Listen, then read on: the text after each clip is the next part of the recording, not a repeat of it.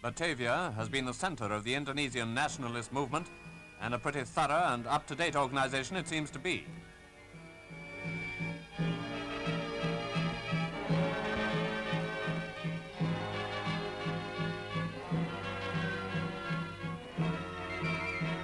The word Indonesia implies the inclusion of nearly all the East Indian islands. The leader of the movement, which, as I've said, is centered in Java, is Dr. Sukarno.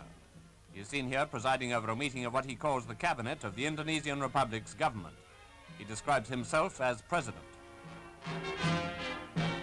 Mass meetings at many places in Java and Sumatra called upon the people to present a united front to the Dutch and their allies.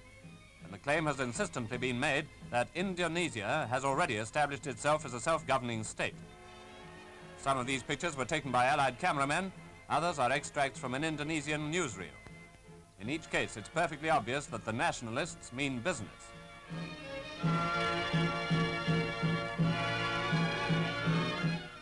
British troops have had to take a hand in dealing with the situation in Java, but as Mr. Attlee has said, we do not desire to be unnecessarily involved in the political affairs of non-British territories, and our object is to withdraw British troops as soon as circumstances permit.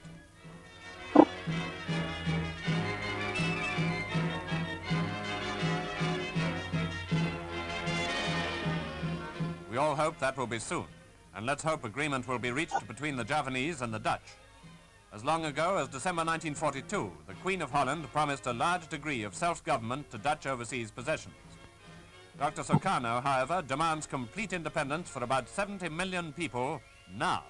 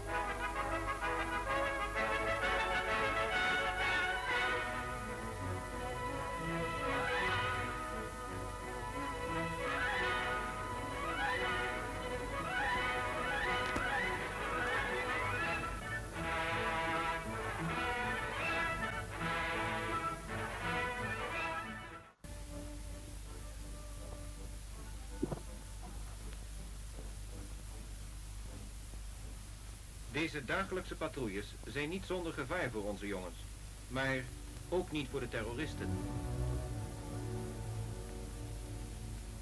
Door dit optreden krijgt de bevolking het vertrouwen terug en keert eerst aarzelend, daarna in groeiend aantal naar haar haardsteden terug. De eerste kennismaking is van doorslaggevende betekenis. Maar de eenvoudige soldaat verstaat zo goed zijn taak, de onbewuste taak van afgezant van Nederland.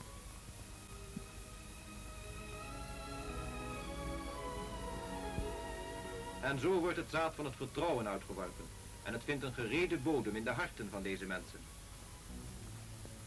Recht en veiligheid zijn teruggekeerd en met hen de tot vlucht gedwongen bevolking.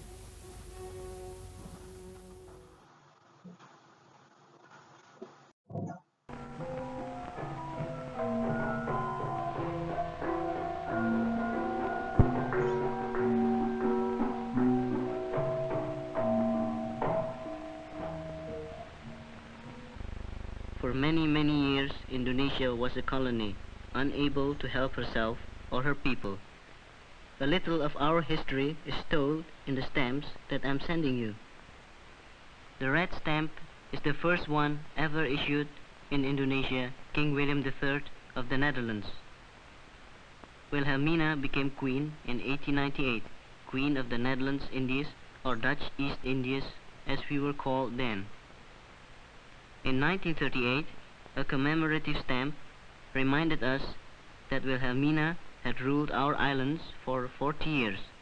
But 4 years later, an anchor and some Japanese characters appeared on her picture. We were ruled by the Japanese for 3 years. And then, Indonesia Merdeka, freedom for Indonesia. But a declaration of independence was not enough. Like you, we had to fight a revolutionary war, the war in which I was a battalion commander. Finally, with United Nations aid, freedom at last came to Indonesia. This is Sukarno, the leader of our revolution and our first president.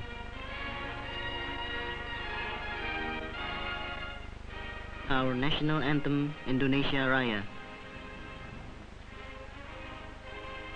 We think of Sukarno the same as you think of George Washington.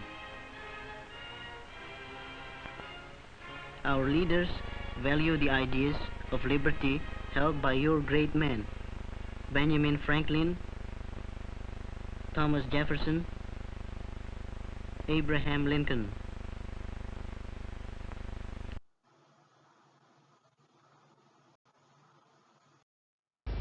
With the end of World War II, the islands of the East Indies, which had been ruled by the Dutch before the war, became the new independent nation of Indonesia in the eyes of the people of those islands. In Yogyakarta, Java, Ahmed Sukarno, the native leader during the Japanese occupation, and a group of associates, proclaimed the independence of the Isles of the Indies.